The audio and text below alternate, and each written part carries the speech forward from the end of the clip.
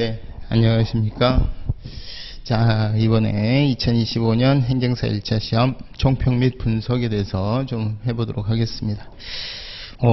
좀 평년보다는 많이 쉬운 느낌으로 아마 시험을 보셨을 것 같아요. 지문도 짧았고, 그 다음에 이제 조문 의존도가 작년에 이제 재작년에 뭐 3배 정도 됐다가 판례보다 작년에 이제 1대1 비율로 출제됐다가 이번에도 한 2.5 정도 이렇게 출제가 된 것 같습니다. 그리고 그 조문에서도 저기 구석지 같은 데서 이제 낸다 그랬잖아요. 근데 이제 그거는 우리가 이제 맞추려고 맞춰야 된다라기보다는 이런 데까지 이제 공부를 하라고. 안 보면은 시험에 나온다. 그런데 수험생 입장에서는 그런 것까지 다 준비할 수가 없어요. 그러니까 그런 것들이 이번에 이제 해당되는 문제가 개인정보보호법 시행령 정도 되는 것 같아요. 그래서 여러분들이 이제 어차피 출제하는 입장에서는 여기까지 시험 공부를 하라고 출제는 하지만 여러분들은 그거는 이제 제끼시면 되는 겁니다. 그래서 전체적인 난이도로 봐서는 좀 무난했던 것 같고, 좀 공부 좀 하셨던 분들은 대체적으로 제가 이제 항상 분석을 할 때 항상 시험 쉬웠다 이런 얘기를 잘 안 하는데, 이번에는 조금 상대적으로 예년에 비해서 좀 평이했으리라 이렇게 기대를 해봅니다. 더군다나 여러분들이 이제 고사장이 경직되고 그러면은 그런 분위기이기 때문에, 그렇죠. 아는 것도 실수하고 그러는데, 그래도 이번에 조금 더 점수가 좋지 않았을까 이렇게 기대를 해봅니다. 하여간 그리고 이제 그 보시면은 이제 분석표를 보시면 조문에 관한 게 한 74문항 정도 나왔고요. 그 다음에 판례에 관한 게 34문항, 이론에 관한 지문이 한 문항 나왔습니다. 한 문항. 그래서 거의 조문에 관한 내용이 그냥 압도적입니다. 그리고 그 조문에 관한 것도 자기 구석지 이런 것들은 몇 개 없었어요. 그리고 실제 그 구석지에 있는 게 나왔다 하더라도 답이 비교적 쉬웠습니다. 그래서 여러분들이 제가 항상 말씀드리잖아요. 확실한 거 알고 있으면 자기 점수는 항상 확보가 된다는 거. 앞으로 이제 시험 준비도 혹시라도 이번에 이제 시험이 되셨던 분들은 빨리 2차 준비하셔야 되고, 그 다음에 이번에 조금 부족했거나 혹은 이제 이번에 좀 늦게 시작해서 시험 삼아 보셨던 분들은 여기 기준에 맞추셔서 항상 가장 제가 항상 강조하는 게 항상 확실하고 그 다음에 기본적이고. 1차 시험은 남들 다 맞추는 거 맞추면 합격해요. 2차 시험은 남들 쓰는 만큼만 쓰시면 합격을 하고요. 그래서 공부량을 1차 시험은 반드시 필수적인 것들, 2차 시험은 그러니까 1차 시험 같은 경우에 남들 틀릴 거는 나도 틀려도 돼요. 그런 것까지 공부범에 괜히 넣어가지고 스트레스 받으실 필요가 없다는 얘기입니다. 2차 시험 같으면은 쓸 분량만 준비를 해서 그냥 과는 한도 내에서만 쓰시면 돼요. 더 이상 많이 준비를 해서 쓰지도 못할 만큼 준비하는 거는 좀 우매스러운 그런 수험생이 되는 겁니다.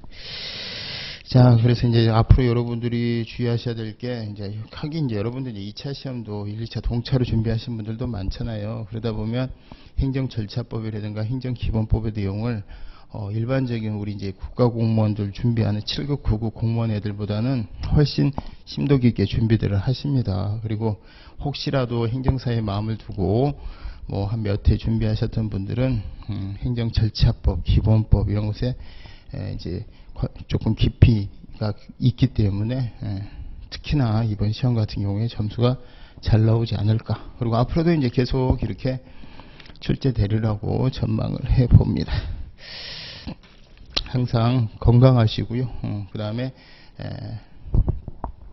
작게 분량 잡아서 내가 할 수 있는 만큼 진단해서 그 한도 내에서 최선을 다하면 되는 시험이다. 이렇게 기억을 해 두시고, 이 정도로 총평 분석을 좀 맞출까 싶습니다. 그래서 항상 제가 수험생들마다 지금 몇 회 행정법은 공부할 때 울면서 공부하고 나올 때 웃으면서 나옵니다. 그래도 다들 안 믿으시죠? 근데 대부분 그래요.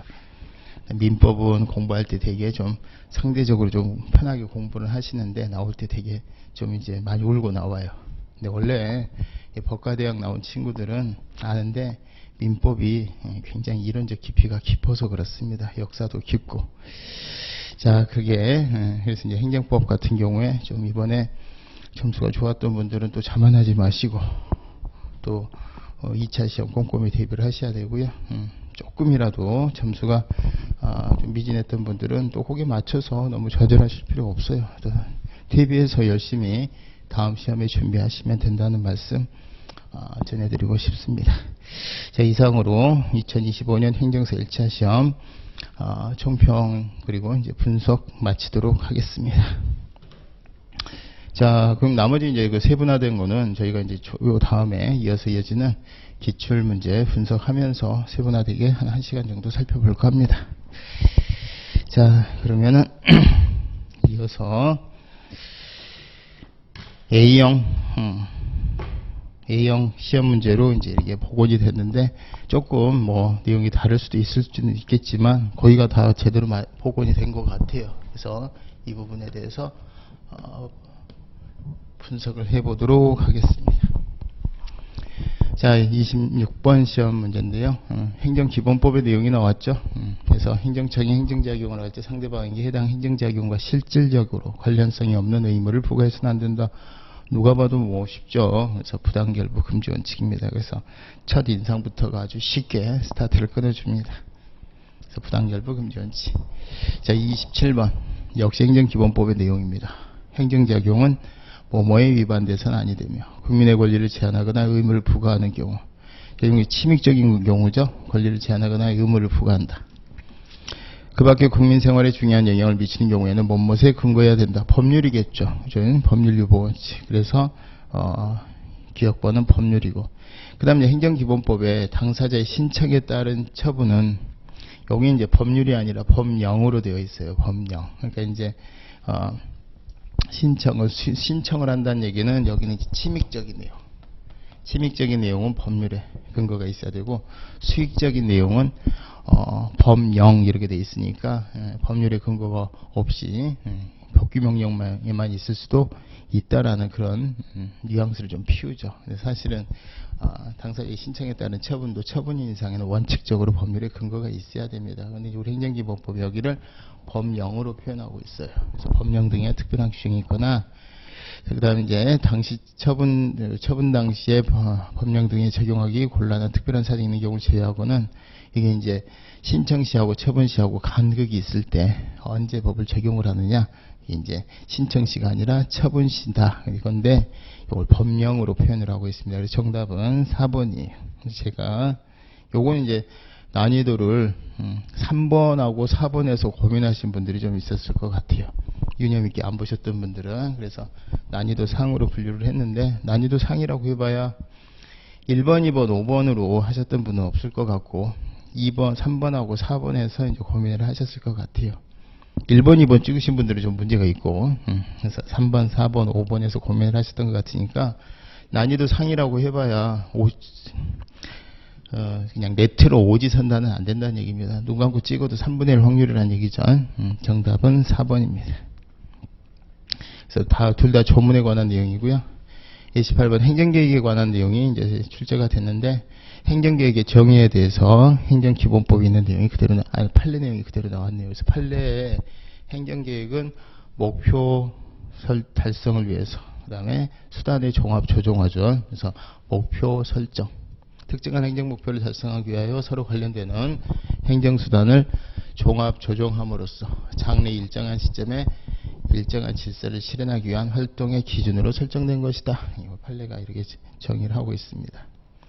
행정주체는 구체적인 행정계획을 입안 결정하면서 비교적 광범위한, 재량이 너무 넓으니까 우리가 그냥 생으로 만든다 그래서 형성의 자유라고 표현을 하죠. 계획재량.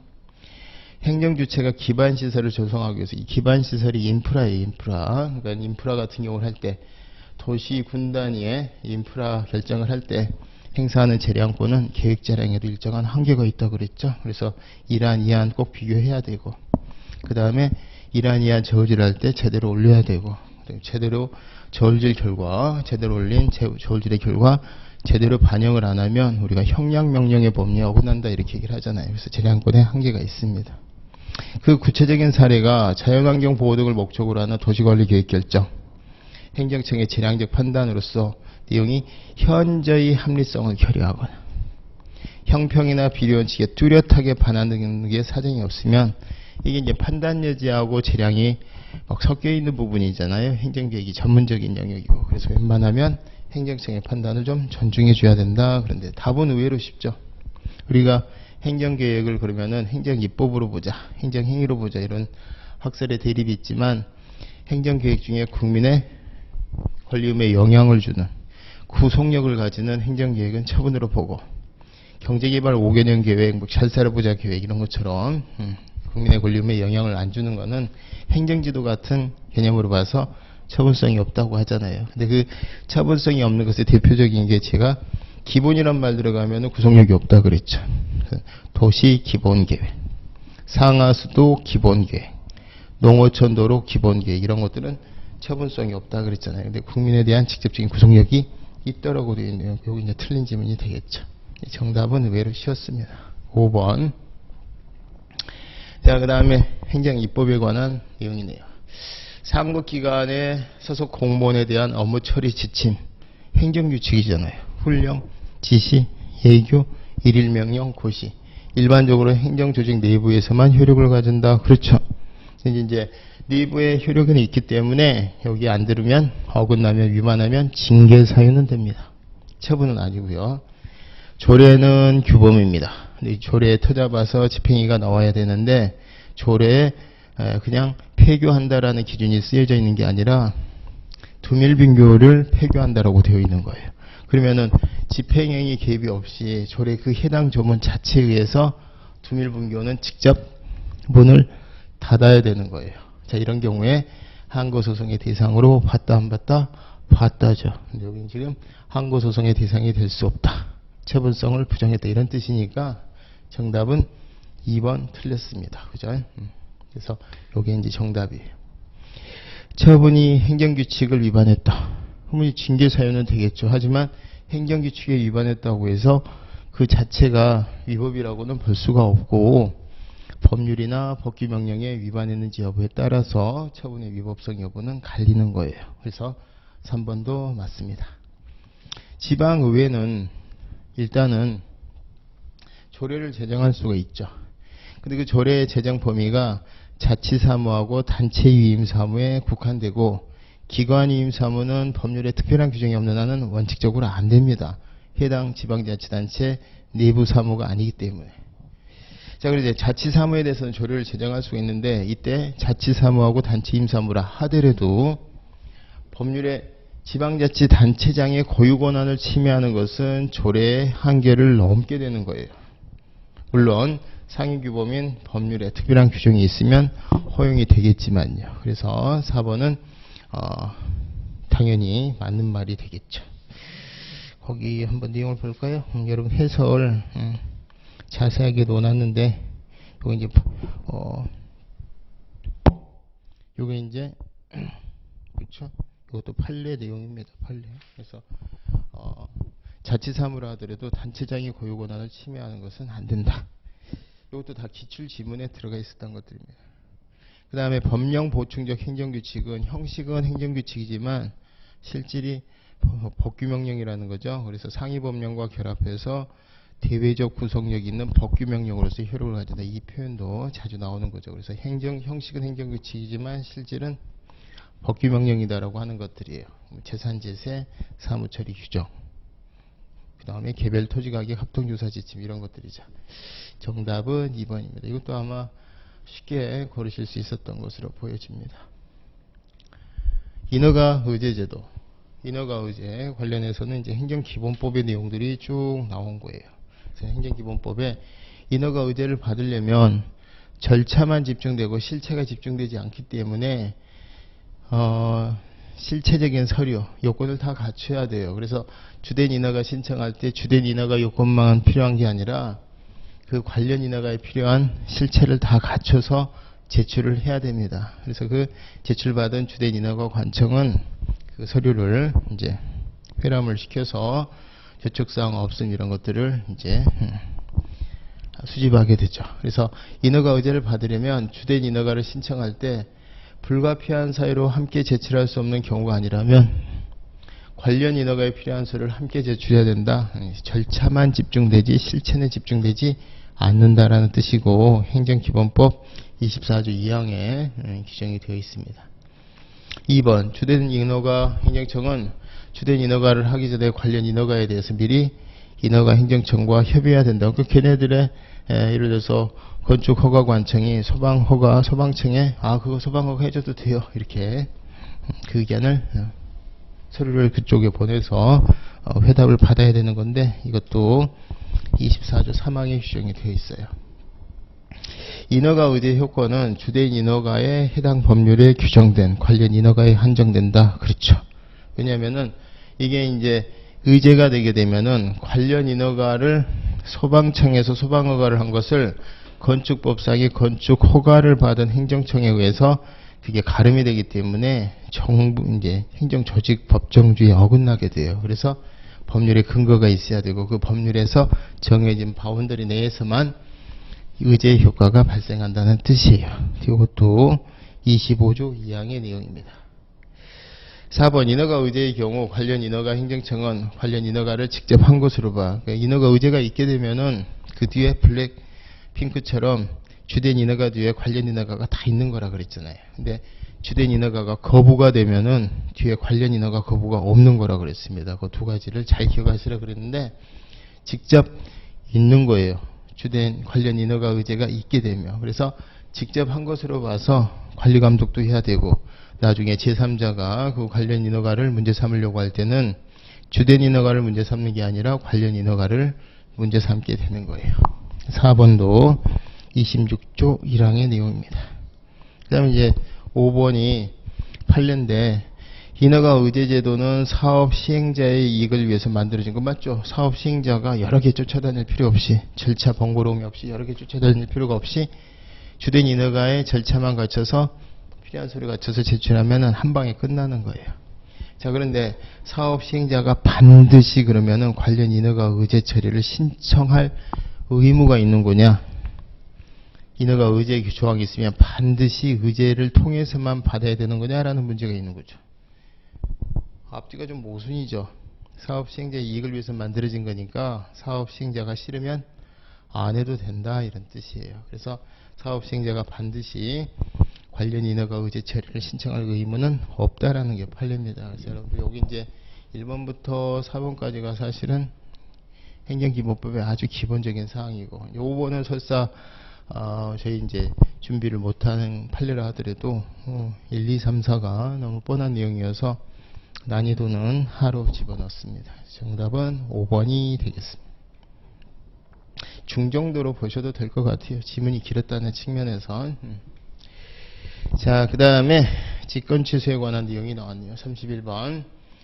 행정행위 취소 사유가 있는 경우 신뢰보호 원칙 등을 고려할 필요가 없다. 벌써 답이 나왔죠. 취소 사유가 있다 하더라도 이 취소는 직권 취소는 법률에 근거가 없는 경우들이 많아요. 그럼 해석상 재량으로 이해하게 되고 재량으로 이해하게 되면은 원처분과 이 직권 취소가 서로 모순되는 관계잖아요. 줬다가 뺐거나 이런 관계이기 때문에 반드시 선행 처분과 후행 처분이 존재하게 돼서 이제 신뢰보호 원칙이 문제가 됩니다. 그래서 신뢰보호 원칙 등 당연히 고려해야 되고요. 그 밖에 비리 원칙, 평등 원칙도 재량 행위로서 우리가 보여지기 때문에 재량의 일탈, 남용 준수해야 됩니다. 다만 신뢰보호 원칙 배제하기 위해서는 철회권을 미리 직권 취소나 철회권을 이렇게 미리 유보하면 됩니다. 유보해 놓으면은 나중에 그 신뢰를 알고 받은 거니까 내가 이런 취소에 해당하면은 철회가 된다라는 걸 알고 철회나 취소가 된다는 걸 알고 받은 거기 때문에 신뢰보호 원칙 주장할 수 없는 경우는 생기지만 원칙적으로 직권 취소는 법률에 근거 없는 경우가 외래도 많고 그 다음에 재량 행위로 보여지기 때문에 해석상 신뢰보호 원칙 등의 재량상의 한계 행정법 일반 원칙 준수해야 된다. 1번 틀렸습니다. 정답이고요. 2번 처분청은 그 처분의 성립에 하자가 있는 경우에 이를 취소할 별도의 법적 근거가 없다 하더라도 직권으로 이를 취소할 수 있다. 그렇죠? 철회나 직권 취소는 별도의 근거 없어도 되는 행정행위 중에 대표적인 것들입니다. 다만 행정기본법에 이제 규정을 둬서 그게 이제 일반적인 근거가 된다 이렇게 볼 수는 있는 여지는 이제 생긴 거다 이렇게 해석을 하고 있습니다. 좌우지간 2번 자체로는 맞아요. 그래서 만약에 별도의 근거가 없으면 이때 해석을 재량행위로 해석하게 됩니다. 3번 행정청에 행정행위의 취소가 있었더라도 취소사의 경위, 내용, 기타 재반 사정을 종합하여 행정의 효력을 원래 행정행위 직권 취소는 소급표인데 재량행위니까 안 할 수도 있는 경우가 있고요. 사익이 너무 크면 또 하더라도 장래효만 인정하고 소급표는 부정할 수 있는 경우도 있습니다. 그래서 여기 이제 재량행위에서 나오는 내용이죠. 그래서 1번하고 3번은 같은 맥락이다 이렇게 보시면 되겠네요. 4번 행정행위의 취소는 일단 유효하게 성립한 행정행위를 성립 당시 존재하던 하자를 사유로 소급해서 효력을 소멸시키는 행정처분이다. 일단은 유효하게 성립은 해요. 위법은 공정력 때문에. 성립 당시에 존재하던 하자, 원시적 하자죠. 원시적 하자를 이유로 소급해서 소멸시키는 건데 예외적으로 신뢰보원칙상 못하는 경우가 생길 수도 있고 하더라도 소급표가 제한되는 경우도 생길 수가 있다 이런 뜻이에요. 5번 취소 사유로는 위법뿐만 아니라 부당의 경우도 포함된다. 그래서 이제 직권 취소는 위법 부당, 그다음에 쟁송 취소 중에서도 행정심판 위법 부당, 행정소송은 위법만 이렇게 되죠. 맞습니다. 정답은 1번입니다.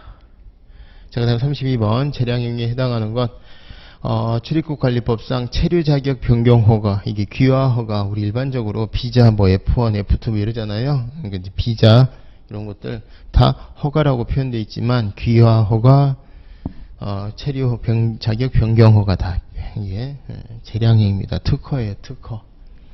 그 다음에 농지법에 따른 농지 전용 행위를 수반하는 건축허가, 이게 원래가 이제 건축허가는 기속행위인데 형질 변경을 수반하는 거 한번 출제됐고요. 농지 전용행위 수반, 자 이런 것들이 이제 뭐예요? 예외적 승인 같은 성격을 띠죠. 그래서 이것도 특허입니다. 이제 재량이라고 보셔야 되겠죠. 공유 수면 조명허가, 대표적인 도로 조명허가와 더불어서 행정재산의 목적의 사용수익 허가로 보시면 되겠죠. 특허입니다. 그 다음에 이제 변상금 부과처분은 대표적인 조세부과처분과 더불어서 기속행위예요. 그래서 정답은 기억, 니은, 디귿입니다. 32번도 제가 난이도를 중으로 봤는데 사실은 하도 볼 수 있는 게 디귿번 아마 모르시는 분들은 없을 거예요. 공부 좀 하신 분들 중에서. 그럼 디귿번이 들어간 거는 3, 4, 5죠. 그죠? 3, 4, 5. 그 다음에 니은번도 아마 하실 거고, 니은, 디귿. 그럼 이제 리을번, 기읍번 이렇게 리을번하고 기읍번 비교하시면 상대적으로 아마 답은 이쪽으로 아마 감각적으로 가지 않았을까 싶습니다. 정답은 기억, 니은, 디귿이. 자, 그 다음에 33번 행정지도입니다. 행정지도 비권력적 사실행위죠. 그 다음 이거 이제 행정절차법에 관한 문제가 두 문제가 나왔는데 하나는 오롯이 그냥 여기 내용대로 나온 거예요. 사실은 순수한 의미의 행정절차법은 한 문제 나왔다고 보셔도 될 것 같습니다. 종전에 항상 두 문제씩 나왔는데 행정지도를 하는 자는 상대방에게 그 취지 내용 신분 밝혀야 된다. 행정기관은 행정지도의 상대방이 행정지도에 따르지 않았다는 것을 이유로 불이익한 조치를 해서는 아니 된다. 그 다음에 국가배상법에 정한 배상청구 요건으로서 2조겠죠. 2조. 공무원의 직무상 불법행위로 인한 국가배상에 공무원의 직무행위는 권력작용, 관리작용 포함이 되죠. 공행정입니다. 공무입니다. 사경제적 활동만 포함이 안 돼요. 그래서 행정지도도 당연히 포함이 됩니다. 다만 행정지도는 권력적 요소가 없기 때문에 행정지도에 따른 손해, 행정지도 가해행위라는 행정지도와 손해, 인과관계, 상당히 인과관계가 인정되기가 좀 어렵다 그랬죠. 행정지도로 인한 손해로 보기가 어렵고 본인 스스로 행정지도를 권고로 받아들여서 선택한 본인 스스로의 손해로 보이니까 우리가 대부분 국가배상이 인정되는 경우는 드물다 하지만 그 손해와의 인과관계가 단절되기 때문에 그렇지 직무가 아니어서가 아니잖아요. 이거 시험에 잘 나오는 건데 이거 또 나왔죠. 3번이 정답입니다. 4번도 이제 행정절차법의 내용인데 행정지도의 상대방은 해당 행정지도의 방식 내용 등에 관하여 행정기관에게 의견을 제출할 수 있다. 그러니까 원래 이제 행정처분은 수익적인 거는 아니어도 되지만 불이익 처분은 사전 통지하고 의견 제출 기에 꼭 줘야 되잖아요. 근데 행정지도는 처분 미치니까 비권력적인 거니까 원래 의견 제출 기회 같은 거 없어도 되지만 본인이 뭔가 의견을 내고 싶단 말이죠. 그럼 그 길은 열어놨다 이 말이죠. 그러니까 반드시 기회를 부여해야 되는 건 아니지만 제출할 수 있다. 행정절차법의 내용이고요. 50조. 행정지도는 그 목적 달성에 필요한 최소한 데 그치하며 뭐예요? 비례원칙 준수하라는 거죠. 그러니까 행정지도도 법률의 근거는 없어도 되지만 법률 위반 원칙은 준수 안 해도 되지만 법률 우위 원칙은 준수해야 되고 만약 위법한 행정지도면 국가 배상이 가능한데 인과관계가 좀 단절이 되는 수가 있겠죠. 대신에 이제 그럼 뭐 행정지도 취소하는 것도 불가능하고 처분이 아니니까 국가 배상도 실질적으로 인정되기가 좀 어렵고 그럼 뭐 필요한 최소한데 그치지 않은 해당 공무원은 결국 그 대외적인 행정지도를 문제 삼기는 뭐하지만 해당 공무원은 징계당할 거예요. 왜 공무원으로서 법령 준수 의무를 위반했으니까. 이제 그래서 이런 거로부터도 벗어나기 위해서 사법으로 도피한 게 행정사법이라는 거예요. 행정지도 상대방의 의사에 반하여 부당하게 강요돼서는데 이런 것들 이제 위반하게 되면은 위법한 행정지도가 되는 겁니다. 그리고 해당 공무원은 아마 징계를 당할 거예요. 정답은 3번입니다. 그래서 실제 지금 매년 행정절차법에서 두 문항씩 나왔는데 한 문항이 이거가 행정지도가 행정절차법에 있는 행정지도의 지문 내용이 4개가 나오면서 실질적으로 행정절차법의 내용이 한 문항으로 줄어드는 효과가 생겼고요. 그 다음에 가치보장적인 측면에서의 그 구제제도, 손해전보제도, 국가배상의 문제가 한 문제도 출제가 안 되고 요 3번 문항이 이제 대신 나온 거예요. 그래서 요게 이제 정답으로 하게 된 게 그만큼 국가배상법에서 출제 안 한 부분의 비율을 조금 맞추려고 정답을 하지 않았나 이런 생각도 좀 해봅니다. 좌우지간 이례적으로 국가배상 손실보상 하면은 되게 국가배상에서 주로 출제가 되는데 이번에는 손실보상 쪽에서 출제가 되고 요건 이제 국가배상은 지문이 여기 하나밖에 없습니다. 정답은 3번이고요. 그 다음에 34번 행정절차법상 행정응원이죠. 그러니까 원조에 응하는 건데 요청할 수 있는 경우로 명시된 경우는 그래서 예를 들어서 공정거래위원회가 검사 하나 파견해 달라고 그러는데 법령에서 지금 검사가 딱 2명이서 일하고 있는데 서로 번갈아 가면서 야근해 가면서 검사는 원래 항상 당직을 서요. 근데 한 명 파견해 주면 한 사람이 내나 이제 365일 당직 써야 되잖아요. 그러니까 법령상의 이유로 독자적인 직무 수행이 불가능하거나 예를 들어서 인원 장비 부족 등 사실상 이유로 독자적인 직무 수행이 어려운 경우도 있겠고요. 그 다음에 다른 우리가 그 검사보다는 경찰이 더 필요한 것 같은데 왜 검사로 오라 그러지? 뭐 이런 경우가 있을 수가 있잖아요. 그러니까 다른 행정청의 의원을 받아 처리하는 것이 보다 능률적이고 경제적인 경우도 있겠고 그 다음에 다른 행정청에 소속되어 있는 전문기관의 협조가 필요하고 같은 맥락이겠죠. 그래서 1번, 5번, 3번, 4번 같은 맥락인데 이거 보시면 2번은 요거는 이제 아니에요. 그래서 행정절차법 8조에 보면은 법령 등의 이유로 독자적인 직무 수행이 어려운 경우 인원 장비 부족 등 사실상 이유로 독자적인 직무 수행이 어려운 경우 직무 수행이 어려운 게 이거는 법률상 요거는 사실상 이게 1, 2번이 세트고요. 3번, 4번 이제 3번하고 5번이 다른 행정청에 소속되어 있는 전문기관의 협조가 필요한 경우 다른 행정청의 의원을 받아 처리하는 것이 보다 능률적이고 경쟁이고 3번, 5번이 세트고 그 다음에 이제 다른 행정청이 관리하고 있는 문서, 통계 등의 행정자료가 직무 수행을 위해서 필요한 경우 우리가 아니라 다른 거. 그러니까 3, 4, 5번이 여기가 아니라 저쪽이 더 편하다 얘기죠. 그다음에 여기는 내가 지금 저쪽 도와주다가 우리 본연의 업무 수행이 곤란한 경우를 법률상, 사실상 이렇게 들고 있어요. 그래서 이제 정답은 이제 1번, 3번, 4번, 5번이 이제 해당되는 거고 2번은 행정 서비스에 대한 국민의 만족도를 높이기 필요한 경우 여기는 이제 제가 PPT로 안 했지만 여러분들 그 문제 풀이를 보시면은요.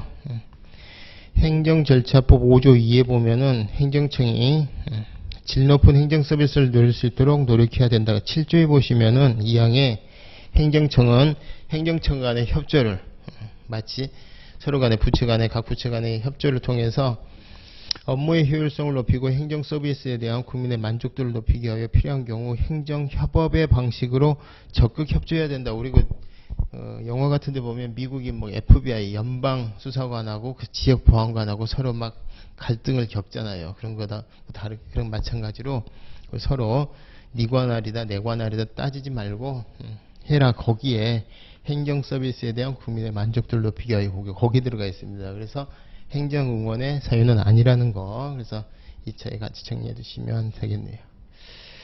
자, 그 다음에 요것도 뭐 눈치껏 대충 이것도 이제 제가 난이도는 중으로 봤는데 조금 감각 있으신 분들은 정답 찾기가 좀 쉽지 않았을까 추론해 봅니다. 35번 정보공개법에서 나왔는데요. 이 신청 자, 청구인이 정보공개와 관련된 공공기관의 비공개 결정 VA죠. 부분공개 결정 VA입니다. 자, 그런데 정보공개 청구 며칠이 지나도록 정보공개 결정이 없다. 10일 안에 공개하도록 되어 있는데 부득이한 경우에 10일 범위 내에서 연장이 가능합니다. 그래서 20일이 지나도록 공개가 없으면 그건 이제 옛날에는 거부한 것으로 간주한다라는 규정이 있었는데 그게 없어졌다 그랬잖아요. 그래서 지금 이제 부작위로 보는 거예요. 그래서 이제 부작위, 요거 이제 부작위, 요거는 처분. 공공기관으로부터 정보공개 여부 결정을 통지받은 날 또는 정보공개 청구 20일이 경과한 날. 그러니까 부작위는 요 타이밍이죠. 얘네들은 그 통지를 받은 날을 기점으로 해서 며칠 이내에 이의 신청을 해야 되는 거냐. 그죠? 며칠 이내에 이의 신청을 해야 되는 거냐. 여기 이제 20일 이내에 이의 신청을 해야 된다. 여기가 이제 20일이죠. 여기가 20일. 20일이 경과하도록. 그 다음에 이의 신청은 30일 이내에 이의 신청할 수 있도록 되어 있습니다. 30일 이내에. 자, 그 다음에 공공기관은 이의 신청을 받은 날로부터 며칠 이내에 이의 신청에 대한 결과를 내야 되는 거냐? 거기 7일 이내에요. 7일. 그렇죠? 그래서 정답은 20, 37이죠. 그죠? 이의 신청은 이게 행정기본법상 이의 신청이랑 같다 그랬죠? 그래서 여기는 편합니다. 그래서 20일. 부작위가 딱 시점되는 지점이죠. 그 다음에 30일 이내에 이의 신청. 그 다음에 7일 이내 결정. 이렇게 됩니다. 그래서 정답은 20, 37 이렇게 돼. 20, 20, 37 이렇게 되네요. 그래서 정답은 4번이 되겠습니다. 이것도 뭐 그렇게 어렵지는 않은 것으로 보여지는 게 이 부분을 원체 많이 강조를 해서 그죠? 그래서 20, 30에서 혹시 이제 요걸 몰라가지고서 틀리셨던 분들은 좀 난이도가 좀 어려울 수가 있을 수가 있겠네요. 그래서 난이도 중으로 좀 정정을 해야 되겠네요. 5번으로 또 생각하셨을 때 20하고 30이게 틀리시면 안 되고 개인적으로 20, 37 이렇게. 자, 요거는 우리가 많이 문제 풀면서 대비를 했고 기출지문에도 나왔던 거라 난이도 하로 제가 조정을 한 겁니다. 그 다음에 이번 시험의 특징이 정보공개법하고 개인정보법하고 번갈아가면서 하나씩 나오는데 이번에는 2개가 나왔어요. 그리고 실질적으로 행정절차법의 문제가 한 문제가 줄어드는 효과가 생겼다 그랬죠. 작년 같은 경우도 공법상 계약이 나오고 행정절차법에서 2개가 나왔단 말이에요. 근데 행정지도에 대해서 물어보면서 그걸 행정절차법 전문으로 대체를 해버려서 한 문제가 남아서 그 영역을 개인정보보호법이 들어오게 된 건데 이런 게 이제 틀려라고 낸 거예요. 근데 여러분들 이제 틀리실 수 있는지 한번 보십시다. 고정형 영상정보 처리기기를 설치 운영할 수 있는 경우로서 명시된 경우. 그래서 요 조문 한번 보실까요? 이렇게 되어 있습니다. 개인정보보호법 25조 보면요. 고정형 영상정보 처리기기 설치 운영에 관한 제한 그렇게 돼 있고 1항 보시면은 누구든지 다음 각호를 제외하고는 고정형 영상정보 처리기기를 설치 운영해서는 아니 된다. 법령에서 구체적으로 허용하고 있는 경우, 범죄 예방 및 수사를 위하여 필요한 경우, 시설물의 안전관리, 화재 예방을 위하여 정당한 권한을 가진 자가 설치 운영하는 경우, 교통단속을 위하여 정당한 권한을 가진 자가 설치 운영하는 경우, 교통정보 수집 분석 및 제공을 위하여 정당한 권한을 가진 자가 설치 운영하는 경우, 촬영된 영상정보를 저장하지 아니하는 경우로서, 저장 안 하는 경우로서 대통령령으로 정하는 경우. 그래서 이 시행령에 보면은 1호가 출입자 수, 성별, 연령대 등 통계값 또는 통계적 특성값 산출을 위해 촬영된 영상 정보를 일시적으로 처리하는 경우. 이게 이제 저장 안 하는 경우라 그랬으니까. 그럼 이거 쭉 이으면 어떻게 돼요? 촬영된 영상 정보를 저장하지 않은 경우로서 출입자 수, 성별, 연령대 등 통계값 또는 통계적 특성값 산출을 위해 촬영된 영상 정보를 일시적으로 처리하는 경우. 촬영된 영상 정보를 저장하지 않은 경우로서 그 밖에 1호에 준하는 경우로서 보호위원회 심의의결을 거친 경우. 요게 이제 개인정보보호법에서 말하는 고정형 영상정보 처리기기 운영할 수 있는 예외적인 상황들이에요. 자, 그 다음에 요 넘겨보시면은 이동형 영상정보 처리기기 운영제한에 관한 게 있는데, 요것도 원칙적으로 이제 요 3호에는 허용이 안 됩니다. 그래서 여기 보니까 15조 1항 각호 어느 하나에 해당되는 경우, 그래서 여기 15조 1항 각호는 여러분 이제 그 판례 보면은 개인정보 수집 이용에 관한 내용들이에요. 그 다음에 촬영 사실을 명확히 표시하여 정보 주체가 촬영 사실을 알 수 있도록 하였음에도 불구하고 촬영 거부 의사를 안 밝힌 경우, 물론 이때도 정보 주체 권리를 부당하게 침해할 우려가 없고 합리적인 범위를 초과하지 않느냐는 범위로 한정한다, 이렇게 되어 있습니다. 그래서 요게 지금 이제 이동형 정상정보 처리기기 운영 제한에 관한 사유를 물어본 거예요. 그럼 요걸 이제 알아가지고 맞출 수 있는데, 요게 개인 고정형 영상정보 처리기기 설치 운영할 수 있는 경우로서 명시되지 아니한 경우, 1번 범죄 예방 및 수사를 위하여 필요한 경우, 화재 예방을 위해서 정당한 권한을 가진 자가 설치 운영하는 경우, 교통 단속을 위하여 정당한 권한을 가진 자가 설치 운영하는 경우, 촬영 사실을 명확히 표시해서 정보 주체가 촬영 사실을 알 수 있도록 하였음에도 불구하고 촬영 거부 의사를 밝히지 않는, 이건 이제 이동형 영상정보 처리기기 운영이 가능한 영역입니다. 5번 촬영된 영상 정보를 저장하지 아니하는 경우로서 출입자 수, 성별, 연령대 등 통계값 또는 통계적 특성값 산출을 위해 촬영된 영상 정보를 일시적으로 처리하는 게 정답은 그래서 4번이에요. 그래서 아마 여기 4번, 5번 중에서 아마 조금 꼼꼼하게 준비를 안 하셨던 분들은 이제 헤맸을 것 같긴 한데, 그래서 이것도 이제 난이도 상으로 제가 잡았는데, 그래 봐야 이지선다잖아요. 그죠? 그래서 상대적으로 비교를 해보면 고정형하고 이동형이라고 봤을 때 이 부분이 조금 고를 수 있는 여지가 있지 않을까는 싶지만, 좌우지간 이런 거는 뭐예요? 혹시 죄송합니다. 시행령까지 알아라. 여기서도 출제를 하겠다 이 말이죠. 그러니까 앞으로 공부할 때 개인정보보호법 시행령도 좀 봐라 이 말인데, 제가 개인정보보호법은 출제된 거 기준으로 기출문제만 정리하고 더 이상 보지 마라 그랬잖아요. 물론 여러분들이 이제 2차 시험에 이제 들어가니까 자세히 볼 여지도 있겠지만, 1차 시험을 놓고 준비하시는 분들은 좀 무모한 생각이 드는 거예요. 개인정보보호법은 정보공개법보다 훨씬 양도 많고요. 개인정보보호법 내용만 소화하기도 힘들어요. 그런데 여기 어디 이제 시행령까지 합니까? 좌우지간 제가 이제 영상정보 처리기기, 요게 이제 개인정보보호법 중에서는 좀 중요 조문이다라고 해서 알려드렸는데, 거기에 관한 게 출제되는데 여기까지가 나와서 좀 저도 당황스럽긴 합니다만은, 앞으로 이제 공부할 때 만점 맞으려면 여기까지 해라라는 건데, 여러분들 만점 맞으려고 생각하시면 안 된다고 그랬죠? 이런 것들은 그냥 버리는 문제라고 생각하셔도 됩니다. 이제 대신에 나왔으니까 이제 한번 정리하고, 혹시라도 내년 시험 준비하신 분들은 다시 나오면 그건 이제 맞춰야 된다 이 말이죠. 정답은 4번 되겠습니다. 4번이 이동형 영상정보 처리기기 운영 설치 운영을 할 수 있는 경우다.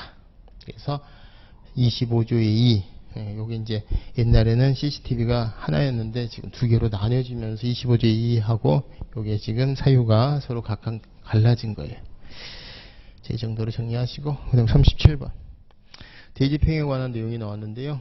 이것도 행정대집행법의 내용이죠. 행정청은 해가 지기 전에 대집행을 착수를 한 경우라도, 해가 이미 착수를 했는데 하다 보니까 시간이 늦어져서 해가 졌어요. 그럼 딱 스톱을 해야 되느냐? 아니죠. 그때까지는 집행을 해도 됩니다. 그래서 정답은 1번 되겠습니다. 그죠? 이 부분이 틀렸죠.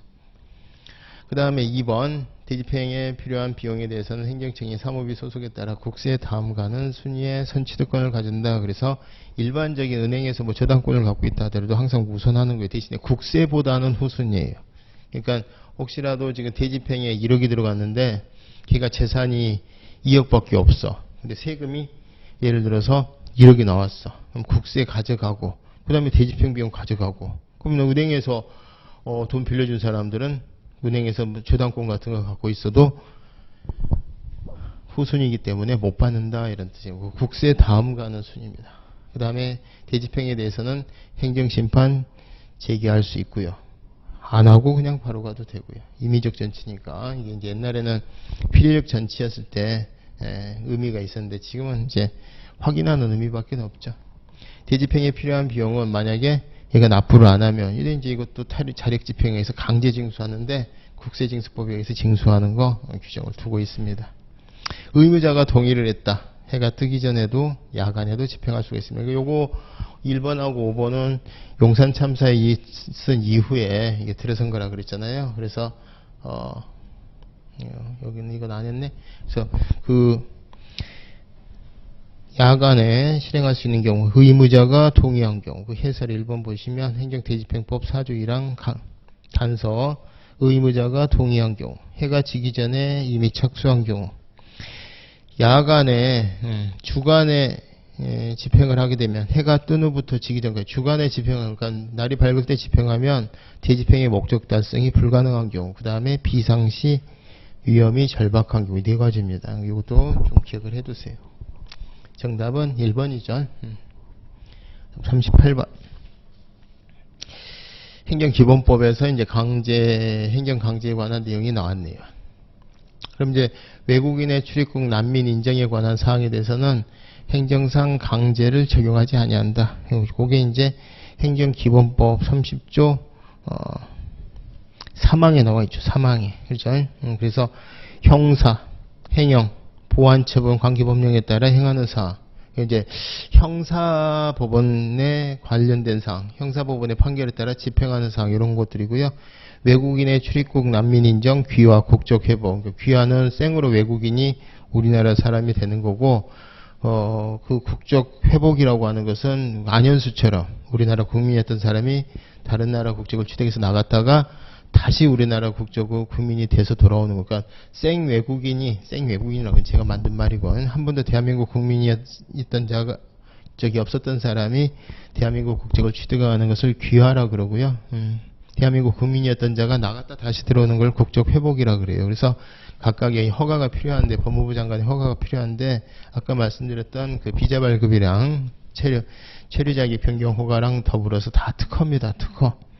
재량이라는 얘기죠. 근데 이제 형사와 그 다음에 귀화 관련해서 귀화 연관된 것들 물론 이제 이런 것도 없이 딱하다고 해서 받아주는 게 난민인데 자 이런 것들 관련해서 강제 조항이 적용이 안 된다는 거죠. 그죠? 인도주의적인 차원에서 그래서 1번에 보면은 행정상의 강제를 적용하지 아니한다 이렇게 되어 있습니다. 1번은 맞고 2번이 자 직접 강제는 다른 대집행이나 이행강제금 이런 수단보다는 훨씬 좀 무서워요. 그래서 통설에 의하면은 최후의 수단으로 활용돼야 된다. 보충성 이렇게 얘기를 하는데 대집행, 이행강제금, 강제징수보다. 그런데 요게 학설에 의해서 인정되는 건데 실제 다른 모든 수단으로 행정목적을 달성할 수 없는 경우에만 허용되며 이 경우에도 최소한으로만 실시해야 된다. 지극히 직접강제에 대한 본질적인 보충성에 관한 내용인데 이게 행정기본법에는 즉시강제 규정이 되어 있어요. 그래서 여기 2번이 틀렸습니다. 38번은 지금 이론을 물어본 게 아니라 행정기본법의 내용을 물어보고 있기 때문에 2번은 직접강제가 아니라 즉시강제로 고치셔야 됩니다. 자, 그리고요. 그러니까 이런 것들은 사실 이제 난이도가 좀 어렵게 느껴지겠죠. 근데 이것도 사실 몇 번 뭐 구급 시험에 출제됐던 것들인데 자, 그 다음에 이제 정답은 2번이고요. 그 다음에 3번 행정처건 이행강제금을 부과받은 자가 납부기한까지 이행강제금을 내지 아니하면 국세강제 징수의 예, 지방행정제재 부과금 징수 등의 법률에 관한 예에 따라 징수하는 자력집행한다는 뜻입니다. 행정기본법 이것도 31조 6항의 내용이고요. 그 다음에 의무의 불이행, 동기, 목적, 결과는 이행강제금의 부과금액을 가중감경할 때 청구해야 되는 고려사항에 해당되는 거냐? 그렇습니다. 그게 31조 2항 제1호에 있죠. 그 밖에 뭐 의무 불이행의 정도라든가 상습성 이런 것도 고려사항에 해당이 됩니다. 5번 행정청은 이행강제금을 부과하기 전에 미리 의무자에게 적절한 이행기간을 정하여 그 기한까지 행정상의 의무를 이행하지 아니하면 이행강제금을 부과한다는 뜻을 문서로 계고해야 된다. 요게 이제 행정기본법 31조 3항인데 행정대집행법에 대집행하기 전에 계고 통지하는 거랑 비슷한 규정을 두고 있죠. 문서로 이것도 시험에 잘 나옵니다. 자, 요 정도로 해서 정답은 2번이고 난이도는 좀 행정기본법을 좀 읽으셨던 분들은 쉽게 맞추셨을 거고 행정기본법을 안 읽고 내용으로 풀려고 하셨던 분들은 좀 정답 찾기가 어려웠지 싶어요. 자, 다음에 39번 보겠습니다. 항고소송에 관한 내용인데요. 국가기관, 취소소송의 당사자, 피고적격이 있죠. 행정기관 중 행정청원. 그 다음에 교육에 관한 조례 무효 확인 소송. 이제 조례가 이제 처분적 조례 같은 경우에는 이제 이렇게 등일분계 폐지에 관한 조례, 요게 처분성 인정이 되는데 좌우지간 규범이라는 측면에서 이제 무효 확인 소송으로 간 거예요.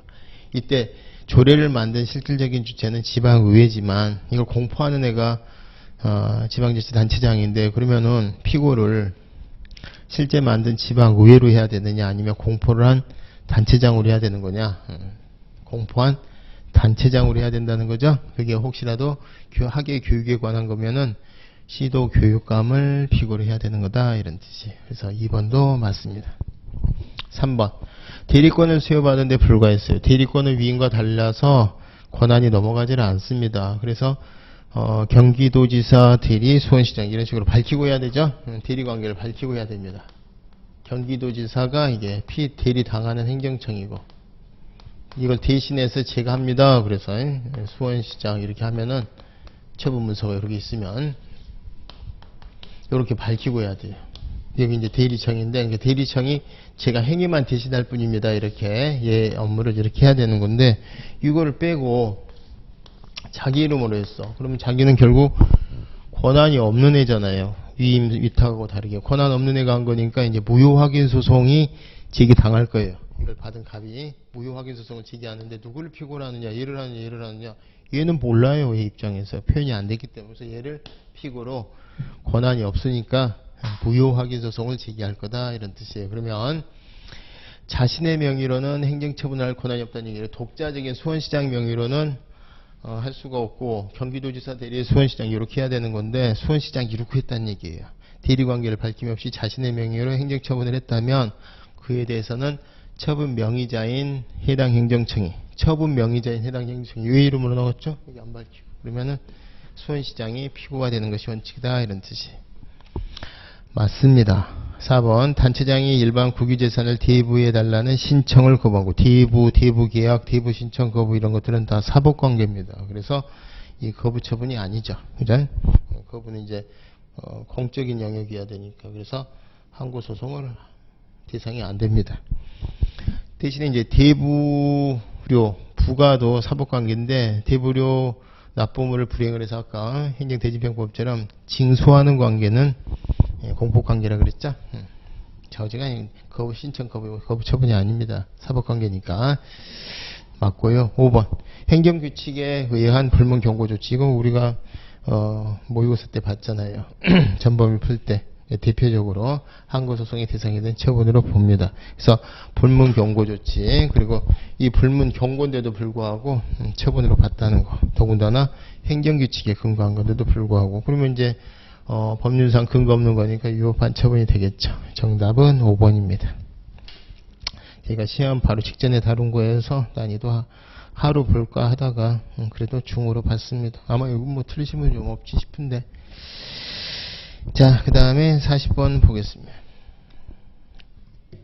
행정심판에 관한 내용인데 무효 등 확인 심판에는 사정제기이 안 되죠. 그러니까 이제 소송은 취소소송만 인정이 되고 행정심판은 무효 확인 심판 빼고는 됩니다. 의무이행 심판도 되죠. 근데 여기는 무효동 확인 심판에도 사정 제기를 할 수 있다 그러니까 정답은 그냥 1번에서 끝난 거죠.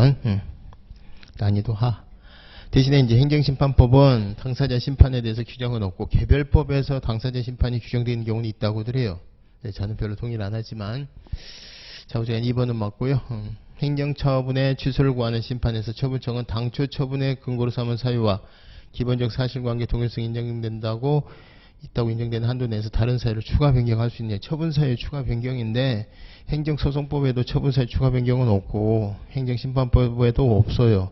근데 행정소송법에서 처분 사유 추가 변경을 인정을 하고 통설 판례가 또 역시 판례 통설 판례는 행정심판법에도 같은 맥락에서 인정을 하고 있습니다. 그래서 3번은 맞죠. 3번 같은 지문이 행정심판법에 있는 내용이냐 그럼 틀려요. 행정심판법에는 없습니다. 해석을 통해서 통설 판례에서 인정되는 겁니다. 4번 재결에 의해서 취소되는 처분이 당사자의 신청을 거부하는 것을 내용으로 하는 경우 처분을 한 행정청은 재결 취지에 따라서 다시 이전 신청에 대한 처분을 해야 된다. 왜? 거부 처분이 위법하다고 확인이 돼서 취소가 된 거니까 그죠? 취소가 된 거니까 똑같은 거부 상태를 하지 말고 종전 신청에 터잡아서 뭔가를 해야 된다는 얘기죠. 그게 재처분 의무죠. 이 재처분 의무를 불이행을 하게 되면은 이제 간접 강제 당하고 다만 의무이행 명령에 대해서와 달리 직접 처분할 수가 없습니다. 4번도 이 자체는 맞아요. 재처분 의무가 있습니다. 대통령의 처분에 대해서는 행정심판 청구를 못하죠. 만약에 대통령의 처분 또는 부작에 대해서 중앙행정심판위원회에서 막 변경 명령해버리면은 대통령보다 위에 있게 되잖아요. 그래서 소송에서는 대통령의 처분이나 부작위도 대상 적격이 인정이 되는데 행정심판에서는 인정될 수가 없죠. 또 재결도 행정심판의 대상이 안 되죠. 근데 소송에서는 되죠. 재결 자체 고유한 위법이 있을 때 여기 이제 행정심판하고 행정소송하고 대상 적격의 차이가 나는 경우 중에 대표적인 예입니다. 정답은 너무 쉬워서 1번으로 난이도 하로 평가했습니다. 41번 행정소송법의 내용에 관한 설명으로 옳은 것은 취소소송은 법령의 규정에 의하여 당해 처분에 대한 행정심판을 제기할 수 있다라고 돼 있으면 이때 거치지 아니하고는 제기할 수 없다. 반드시 그럼 행정심판을 제기해야 되는 거냐? 아니죠. 행정심판을 제기할 수 있다라고 돼 있는 경우라 해도 이를 거치지 아니하고 제기할 수 있는 임의적 전취주의가 원칙입니다. 여기는 아마 만약 틀리셨다면 이제 언어에 혼란이 와서 표현력이 조금 서술하게 쓰였잖아요. 근데 법조문 자주 읽으시라 그랬잖아요. 이게 약속이라고. 그래서 우리 행정소송법 18조 1항에 보면 취소소송은 법령 등의 규정에 의해 당해 처분에 대한 행정심판을 제기할 수 있는 경우에도 이를 거치지 아니하고 제기할 수 있는 게 원칙이고요. 다만 다른 법률에 당해 처분에 대한 행정심판의 재결을 거치지 아니하면 취소소송을 제기할 수 없다고 못 받고 있을 때만 거치고 와야 되는 거. 그게 이제 필요적 전치사항이죠. 그래서 1번은 틀렸습니다. 그 다음에 2번 처분 등을 취소하는 확정 판결은 제3자에 대해서 당연히 효력이 있죠. 그러니까 인근 주민들이 연탄공장 허가 취소 판결 받아내면 연탄공장에게 효력이 있는 거예요. 아시겠죠? 원고는 인근 주민이고 피고는 그 시장이라 하더라도 연탄공장 주인에게 효력이 있는 거예요. 이것도 행정소송법 29조 1항의 내용이니까 틀렸고요.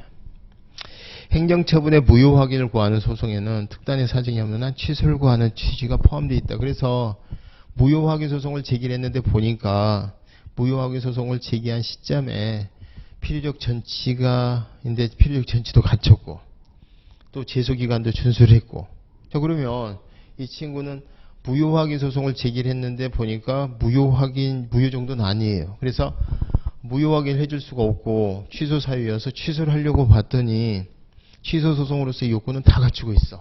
제소기간 준수라든가 뭐 필요적 전치가 아니라든가 혹은 필요적 전치 사유인데도 불구하고 필요적 전치를 했다든가. 자 그러면 이 친구는 무효 확인 소송을 제기한 취지가 취소 소송을 하고 무효 확인 소송을 잘 몰라서 무효 확인 소송을 제기했다는 거니까 자 그러면은 이때 취소 사유인데 그죠? 취소 사유인데 무효 확인 소송을 제기를 한 거예요. 무효 확인해달라고. 근데 무효는 아니에요. 이게 취소 사유니까. 그러면은 이제 기각을 할 거 아니에요. 그러니까 원래 이제 무효확인 소송에서 필요로 하는 제소기간 같은 거를 취소 소송에 소송 요건을 못 갖췄다. 그러면은 당연히 기각을 합니다. 근데 보니까 이 취소 소송에 소송 요건을 다 갖췄어. 그러면 이때 이 친구는 만약에 이걸 제기 안 하고 취소 소송을 제기를 했더라면 무슨 판결을 받았을 텐데? 취소 판결을 받았을 텐데 무효 확인해달라고 그러는데 무효가 아니라 무효보다는 좀 밑에 단계잖아요. 무효는 아주 중대한 거고. 그래서 무효 사유가 아니니까. 그래서 이런 부분에 대해서 역시 이 취소 소송 요건을 다 갖췄다 하더라도 무효 확인해달라고 했으니까 이때는 무효 확인 소송을 제기한 이상 기각해야 되는 거냐? 아니, 이때는 원래 이게 소송을 제기하는 것은 원고가 정하는 거니까 취소 소송으로 이렇게 소호 변경을 해서 하자. 이게 소호 변경설이고, 변경할 필요 없이 무효 확인해달라는 범주 내에서는 취소 사유에 해당하면 취소라도 해달라는 뒤에는 소를 포함하고 있다. 자, 요 취지에 터잡아서 이거 그냥 해주자. 소 변경할 필요 없이. 실제 우리도 100만원 조세부가 처분 떨어졌을 때 100만원 취소해달라고 가면 꼭 100만원 해달라는 게 아니라 다만 100이 아니라 30이라도 취소해달라는, 전체에는 일부가 포함되어 있지 않냐. 그런 것처럼 무효 확인해달라는 안에는 무효 확인이면 좋겠지만 무효가 아니면 취소라도 해달라는 뜻이 포함되어 있는 것으로 보자. 그래서 이제 요거를 취소 판결을 그냥 해줘요. 요즘. 그죠? 요게 무효 사유와 취소 사유가 소송 제기와 실체가 어긋났을 때 우리가 다 정리했던 것들입니다. 그래서 3번은 맞아요. 그래서 무효 확인 소송 안에 취소 소송의 요건을 갖추고 있다면 이 무효 확인 안에는 취소 이거면 좋겠지만 아니면 이거라도 해달라는 것이 포함되어 있는 것으로 보겠다. 그래서 만약에 취소 소송의 소송 요건을 못 갖췄으면은 기각을 하겠지만 소송 요건을 갖췄다면은 소변경할 필요도 없이 그냥 취소 판결 해주자. 이게 통설 판례입니다. 정답은 3번이 옳은 거고요. 1번, 2번은 다 틀렸죠. 4번도 거부처분 취소 판결의 간접강제에 관한 규정. 이게 무효확인 소송에 간접강제 규정 없죠. 그래서 판례는 또 간접강제 인정 안 되는 것을 해석하고 있습니다. 그래서 무효확인 소송하고 다른 거는 소송요건 파트에서 제소기간 준수, 필요적 전치. 그 다음에 심리 파트에서 입증 책임이 분배되는 게 아니라 원고가 싹 다 진다는 거. 판결 파트 가면은 사정 판결은 없고 간접 강제가 적용이 안 된다는 거. 그래서 이것도 준용한다가 틀렸습니다. 그 다음에 행정소송법에서는 의무이행 소송 인정 안 하고 부작위 위법 확인만 해주죠. 그리고 권력 분립의 문제가 있어서, 그리고 행정심판 같은 경우에는 상급관청이니까 권력 분립 문제도 없고 명령할 수 있는 입장이니까 의무이행 심판이 인정되고 있습니다. 그래서 제기할 수 있는 경우에도 행정심판을 제기할 수 있는 경우에도 이를 거치지 아니하고 제기할 수 있는 것이 임의적 전치가 원칙이고 제3자에 대해서 효력이 있고 무효확인 소송의 경우에 준용 안 되고 있고요. 그 다음에 의무이행 소송 인정이 안 되니까 정답은 3번 되겠습니다. 자, 그 다음에 42번 이게 교과배상 문제가 안 나오고 손실보상, 그리고 사실 이것도 이제 제가 총평에서는 총론 문제로 했지만 실질은 강론이죠. 실질적으로 강론 토지보상법으로 보게 되면은 강론이 이번에는 8문제가 출제된 거예요. 손실보상 관련해서 강론으로 본다면, 그래서 보시면은 이제 줄여서 우리가 토지보상법 이러지 않습니까? 공익사업을 위한 토지 등의 취득 및 보상에 관한 법률 토지보상법의 내용인데, 제 1번에 보면은 사업시행자는 사용 개시일에 토지의 사용권을 취득하며, 그래서 사업시행자가 이제 지금부터 땅 수용되면 원시 취득해 버리잖아요. 그러니까 여러분 187조에 의한 취득이니까 등기부에 담보 물건이랑 싹 없어지잖아요. 강제 사용을 한다. 그럼 사용을 할 때 토지의 사용권을 취득하는데 그 토지에 관한 다른 권리, 그러니까 수용 재개를 하면서 자 써라 할 때 인정되지 아니한 거라면 그 누군가가 그 땅에 대해서 뭔가 나 지금 그 땅 아직 6개월간 사용기간 남았는데 못 써요. 그죠? 행사할 수가 없습니다. 그래서 정답은 이게 옳은 거죠. 그래서 1번 틀렸고, 그러니까 재결로 인정이 되면 모를까, 재결 인정이 안 되면 그 강제 사용 결정이 떨어진 순간 종전의 그 땅의 사용자는 그 강제 사용기간 중에는 사용할 수가 없게 된다는 뜻이에요. 근데 지금 있다라고 돼 있으니까 틀렸죠. 수용 재결에 불복한다. 이의신청이 이게 특별행정심판 청구대 이의신청으로 표현하고 있다 그랬잖아요. 이의신청 임의적 전치입니다. 그래서 이의신청 거치지 않고 행정소송 바로 제기할 수도 있고, 이의신청 거치고 갈 수도 있고, 바로 가면 90일, 거치고 가면 60일. 그게 토지보상법 85조 1항의 내용이죠. 그죠? 그래서 수용재결에 바로 소송으로 가면은 재결서를 받은 날로부터 90일, 이게 재결서가 원처분이라고 그랬어요. 그 다음에 이의신청을 거쳐서 이의재결서를 받으면 그때는 60일 이내에 재결할 수 있다. 그래서 임의적 전치화 되어 있으니까 2번은 맞습니다. 사실 이것도 뭐 나머지 지문 되게 어려운데 2번이 좀 쉽죠. 그래서 필요적 전치 우리가 할 때 없었잖아요. 중앙토지수용위원회에서 하는 거. 그러니까 2번으로 고르기는 좀 쉽지 않았을까 싶은데, 또 고사장에서 또 당황하면 전혀 안 보이죠. 다른 문제로 보이고. 그래서 난이도는 제가 이번 상으로 봤나요? 저 중 정도로 봤네. 재결에 의한 경우 보상액 산정은 수용 개시 당시가 아니라 협의 취득할 때는 협의 성립 당시, 재결했을 때는 재결 당시죠. 재결 당시. 그러니까 수용 또는 사용 재결 당시에서 수용 개시 당시가 아니라 재결 당시라는 거. 4번. 사업 인정 처분이 이제 수용 재결하고는 원래 별개 효과를 목적으로 하고 뭐 예측 가능성 이런 게 없는 부분이 아니기 때문에 원래 하자 승계 안 돼요. 근데 만약에 당연부여면 어때요? 당연부여면 당연히 이 뒤는 싹 무효라 그랬잖아요. 그래서 유효함을 전제로 이제 수용 재결은 당연히 무효가 되는 겁니다. 그러니까 이제 하자 승계가 무효 뒤에는 다 무효예요. 그래서 무효이더라도 무효가 되는 것은 아니다. 틀렸죠. 5번. 보상액을 산정할 경우에 해당 공익사업으로 인해서 만약에 뛰었다. 그래서 달동네를 나중에 뉴타운 가격으로 주냐? 아니라 그랬죠. 현황보상이라 그래서 달동네 가격으로 줘서 개발이익 고려 안 한다 그랬잖아요. 개발이익 배제법칙이라 그랬죠. 그래서 5번도 틀렸습니다. 정답은 3번입니다. 좀 어려운 건데 난이도 뭐 상으로 보셔도 될 것 같아요. 근데 제가 정답 2번, 그 다음에 이런 것들은 다시 출제 가능성도 높은 것들이니까 좀 정리를 혹시라도 내년을 준비하는 수험생들은 좀 점검을 해둬야 될 부분 같습니다. 자, 그 다음에 43번. 부작위법 확인소송의 경우에 준용 안 되는 거, 집행정지 안 됩니다. 거부나 부작위 같은 소극적 처분은, 집행정지는 소극적 성격, 쳐들어오는 걸 막아주는 성격만 있기 때문에 거부나 부작위 안 되고요.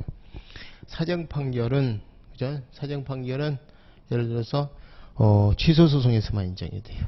그래서 사정판결도 인정이 안 됩니다. 행정심판에서는 이제 의무행심판 되는데, 사정판결은 취소소송에서만 인정이 됩니다. 그 기억리은 안 돼요. 그러면 답 나와버렸죠. 4번입니다.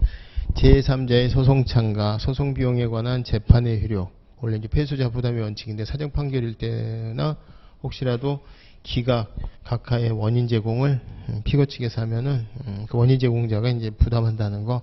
거부 처분 취소 판결의 간접 강제. 저거는 이제 무효 확인 소송에는 없지만 부작위법 확인 소송에는 준용 규정이 있어요. 그래서 디귿, 리을, 미음 이게 이제 준용되고 기억, 니은이 준용이 안 되죠. 그러니까 취소 소송에 관한 규정이 준용되는 것을 골라라. 그러니까 디귿, 리을, 미음이고.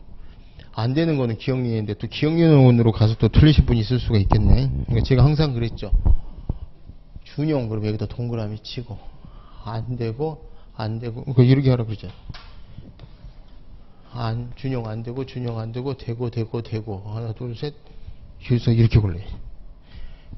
나중에 막 기억리원 고르는데 이건 문제 다 풀고 이런 거 틀리면 마탱이 간다 그랬잖아요.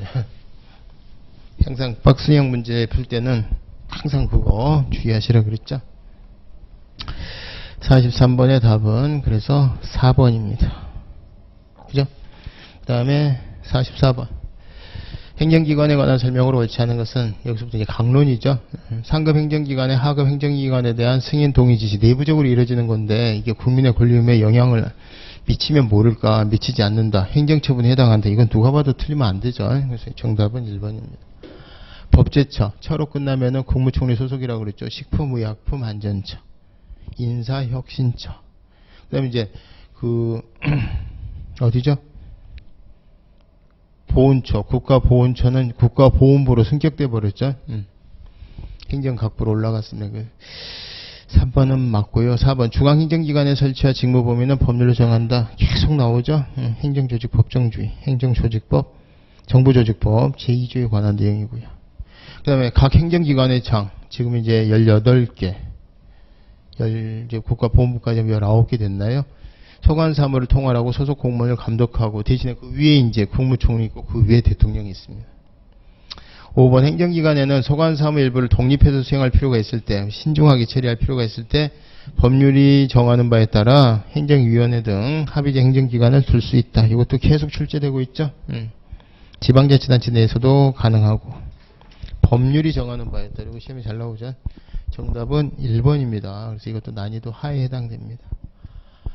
강론인데도 이런 거는 틀리시면 안 돼요. 그 다음에 45번 권한의 위임, 통째로 넘어가는 거라고 그랬죠.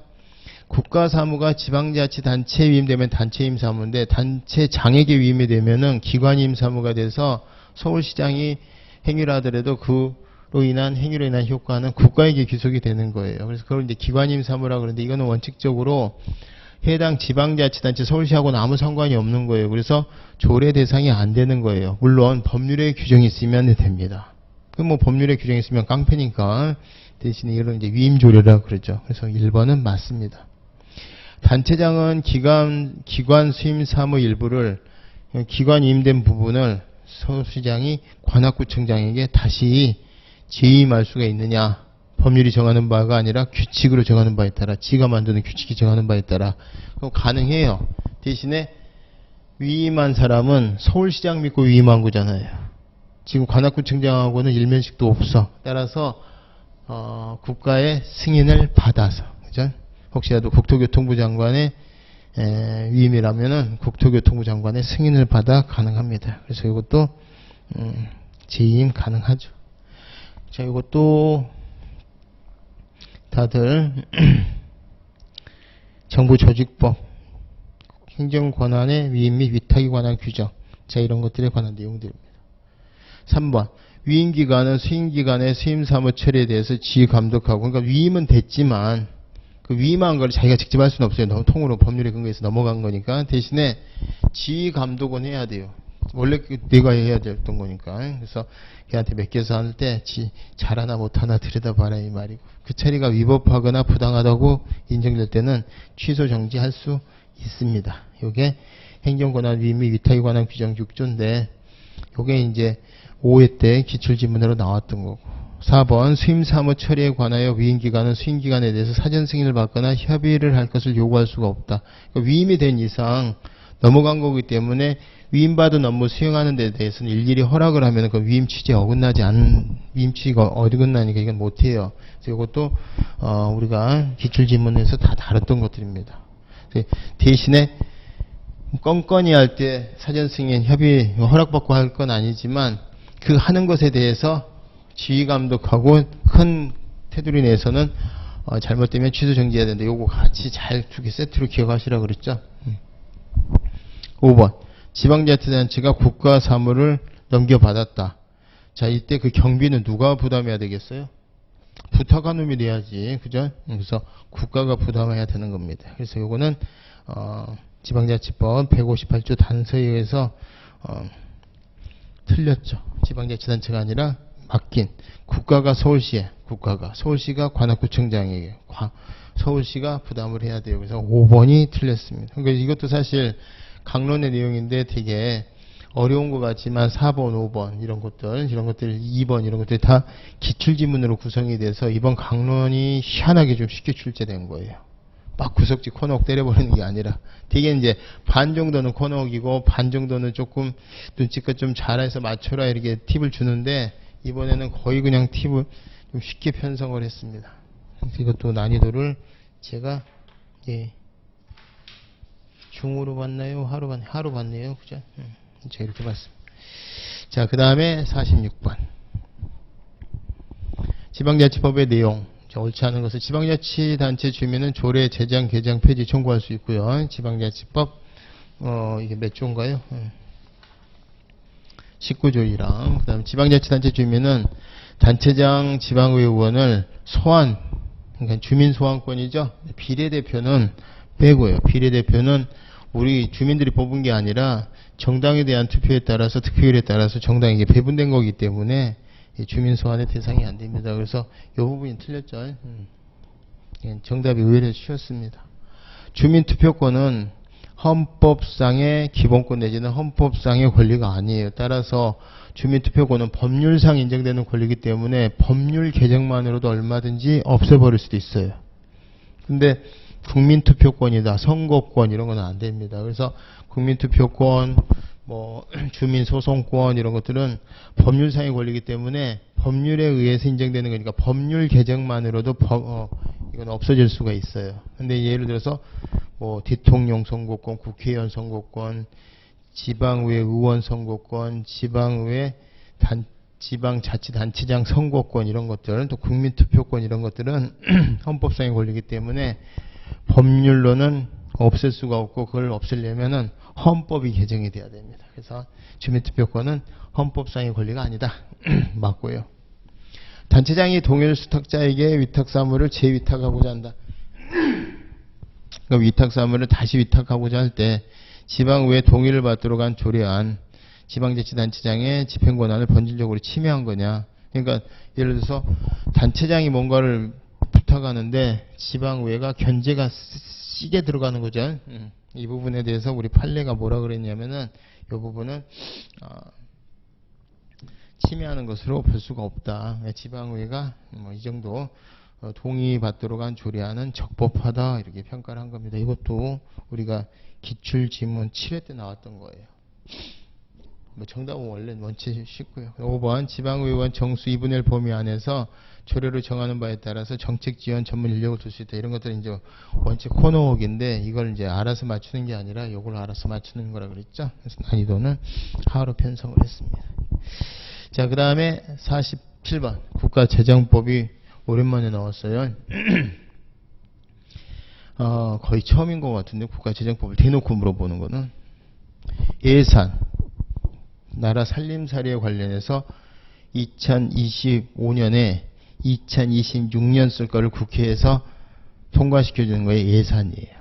그 다음에 2025년 국회에서 2024년도에 썼던 거를 이제 허락을 해주는 걸 결산이라고 그럽니다. 그러니까 실질적으로 2025년 정기국회에서 2025년 정기국회에서 내년 예산, 작년 결산, 올해 거는 이제 내년에 이제 또 결산이 들어가겠죠. 그렇게 되는 거예요. 예산, 결산. 그 다음에 이제 기금 같은 것들 있잖아요. 연금 뭐 이런 것들. 누가 총괄하느냐? 뭐 살림꾼이 하겠죠. 우리 집 같으면 엄마가. 국가는 기획재정부 장관이 관장합니다. 자, 그 다음에 각 회계연도, 그러니까 회계연도가 1년 단위예요. 1년 단위. 연도의 세입 또는 수입, 못하네요. 세입 또는 수입. 그러니까 세금을 들어오고 그 연도에 세입 또는 수입으로 충당해야 된다. 그죠? 세금 수입. 그 다음에 이제 뭐 우리 이제 그 공기업들 그 조금 뭐 아주 사기업처럼 영리 목적으로 하지 않지만 일정 부분 수입이 있잖아요. 이제 이런 것들로 충당합니다. 국가의 회계는 통상회계, 임시회계 이런 말은 없고요. 일반회계와 특별회계예요. 일반회계와 특별회계. 이건 좀 어렵죠, 그죠? 일반회계와 특별회계. 일반회계는 통상적으로 우리가 이제 나가는 회계고, 특별회계는 어떤 그 특정한 자금을 특정 사업, 특정 뭐 자금, 자 이런 것들에 따라서 허용되는 것들입니다. 그래서 회계 종류를 통상 임시가 아니라 일반 특별로 보는데 뭐 그렇게 중요한 것도 아닌데 이걸 냈어요. 좌우지간 난이도는 뭐 상입니까? 난이도 상으로 받네. 한 회계년도에 모든 수입을 세입으로 하고 모든 지출을 세출로 한다. 그 다음에 예산은 총칙, 세입, 세출 예산, 계속비, 명시, 이월비, 국고채무, 부담행위를 통칭한다. 그러니까 이제 이건 이제 뭐 예산에 관한 기본적인 바운더리고 이거는 들어오고 나가고에 대한 예상되는 거. 그 다음에 계속비라고 하는 거는 뭐냐면 4대강 사업처럼 1년에 끝나는 게 아니라 뭐 4년에 걸쳐서 행해지는 거다. 그럼 총 사업비 뭐 40조에 첫 해 뭐 5조 다음에 아니, 첫해 10조, 아니, 총 사업비 20조에 첫해 뭐 5조, 그 다음에 뭐 6조, 그 다음에 4조, 뭐 이런 식으로 하는 거를 계속비라 그래요. 계속비는 총량으로 전체 사업비 얼마에 매 연도마다 얼마 이렇게 따로 이렇게 정하는 거를 계속비라 그래요. 그 다음에 명시이월비는 작년 연도에 결산하다 보니까 쓰고 남은 돈이 있잖아요. 그거. 그 다음에 이제 우리가 이제 빚진 거, 그죠? 코로나 같은 게 만연해서 국가가 뭐 빚을 많이 졌다든가 뭐 이런 것들, 이런 걸 통칭한다. 좌우지간 뭐 큰 의미는 없는데 이거를 이렇게 국가회계가 일반회계, 특별회계가 통상회계, 임시회계로 되면 큰일 나는 거냐 이런 걸 물어봤는지 모르겠는데 이런 거 낸 놈도 이상한 놈이고 글쎄요 맞춘 놈은 더 이상한 놈이라 그랬죠. 이제 다음에 나오면 맞추시면 됩니다. 별로죠. 이런 거 내는 교수들은 좀 수준이 의심스러운 교수들이에요. 자, 그 다음에 경찰관 직무집행법상 경찰관의 직무 범위로 명시된 것을 모두 고르면 그래서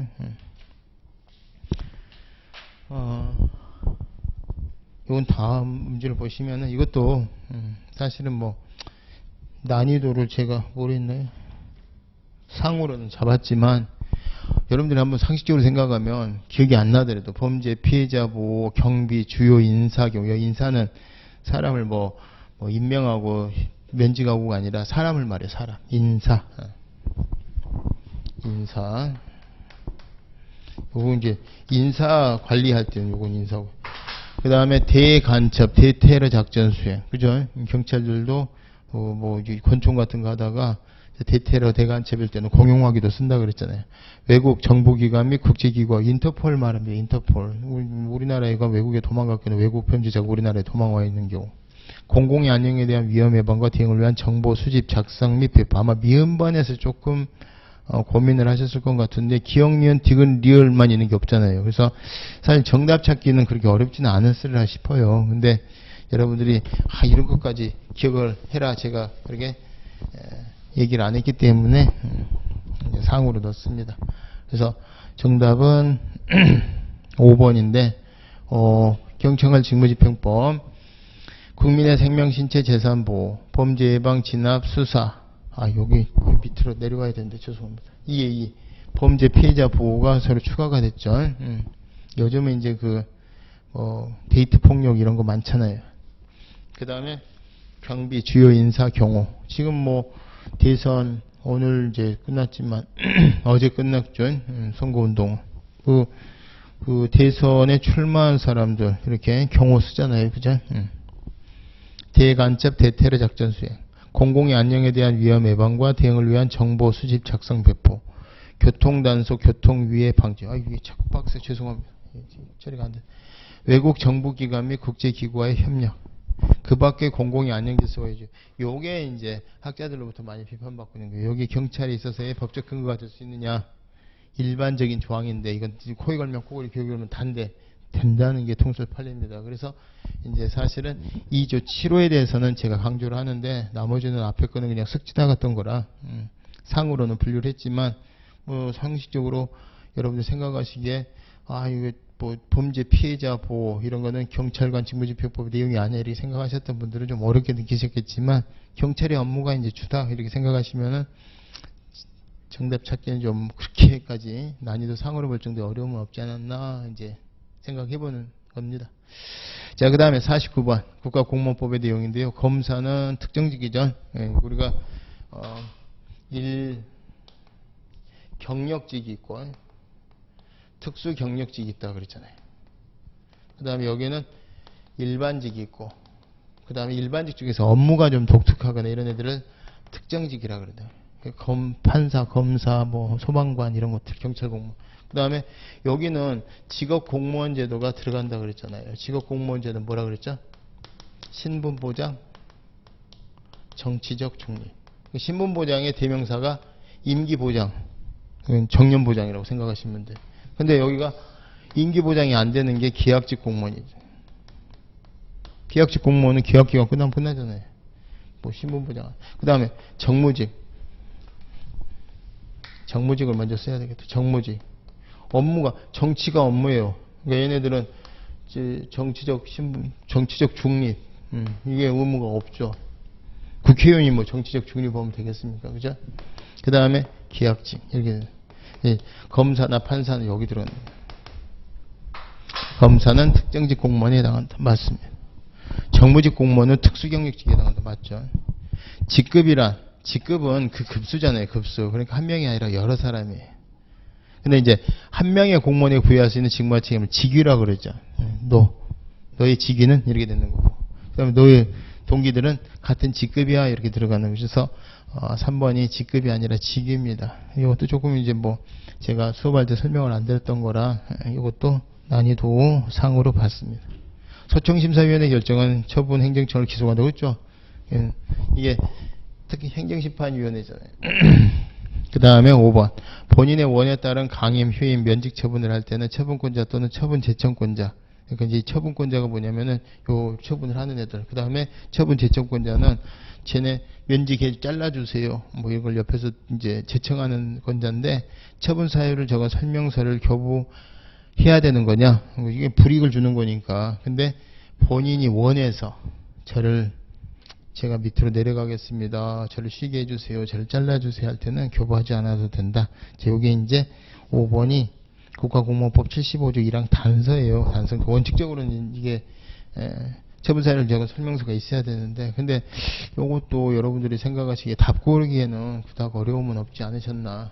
1번, 2번하고 4번은 우리가 아는 거고 3번하고 5번 사이에서 고민하셨을 것 같은데, 우리가 난이도 상이라 하더라도 비율은 맞출 비율은 5분의 1이 아니라 2분의 1이라는 거 이렇게 생각하시면 됩니다. 정답은 3번이겠죠. 그래서 보면은 직위는 한 명에게, 직급은 유사한 직위의 군, 여러 무리란 얘기죠. 참고해 두시고요. 저걸 물어봤니? 직위를 직급으로. 자, 마지막 문제입니다. 국유재산법. 국유재산법도 내용 좀 평이하게 냈어요. 보존용 재산. 우리가 이제 행정재산에, 그죠? 공용, 공공용, 보존용, 기업용 이러잖아요. 그래서 1번은 일반 재산이 아니라 행정재산이니까 틀렸고. 공용재산은 국가가 직접 공공용으로, 공공용 재산이죠. 공용은 공적인 용도로만 쓰이는 대통령실, 뭐 청와대, 옛날에 청와대 이런 걸 말하잖아요. 그래서 공공용 재산이 도로, 하천처럼 누구나 쓸 수 있는 거, 이런 것들 말하잖아요. 그죠? 그래서 2번은 공용재산이라 공공용 재산. 기업용 재산, 행정재산으로서 시효취득 대상이 안 되고요.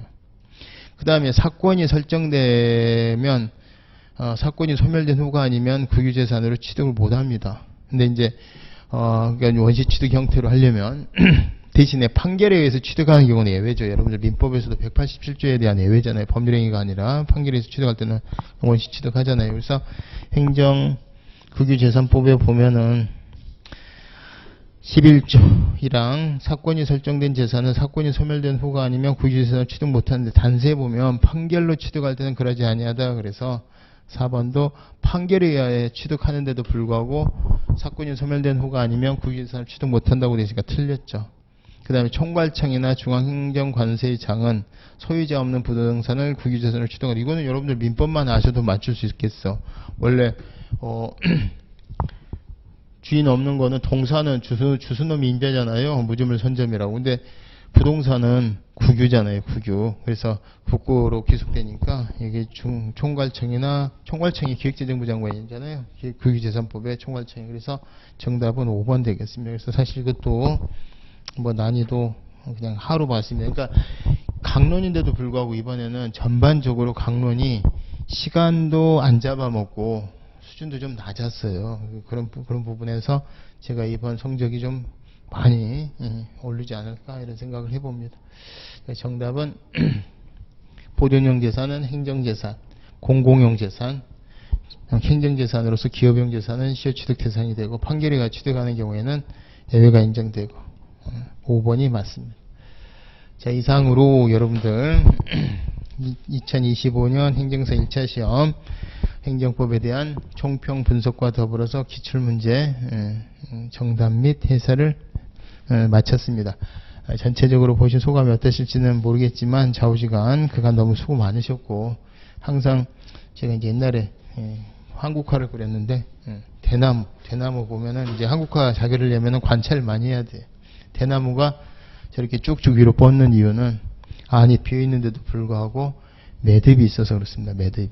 그러니까 항상 이번 이제 1차 시험 5월 30일 기점으로 한 매듭 지으시고, 또 2차 준비하시는 분들은 2차 준비한 대로, 또 내년을 준비하시는 분들은 내년에 대해서 대비하게끔 잘못 지나간 일을 깔끔하게 한 매듭으로 지으시고, 그 속에서 얻은 어떤 교훈들, 나의 어떤 장점과 단점 보완해서 장점은 살리고 단점은 보완을 해서 다음 시험에 임해 주시면 틀림없이 내년에는 또 넘치는 실력으로 좋은 결과를 맞이하지 않을까 감히 기대를 해보고, 또 그런 자리에 제가 그런 과정에 제가 같이 했으면 하는 작은 바람입니다.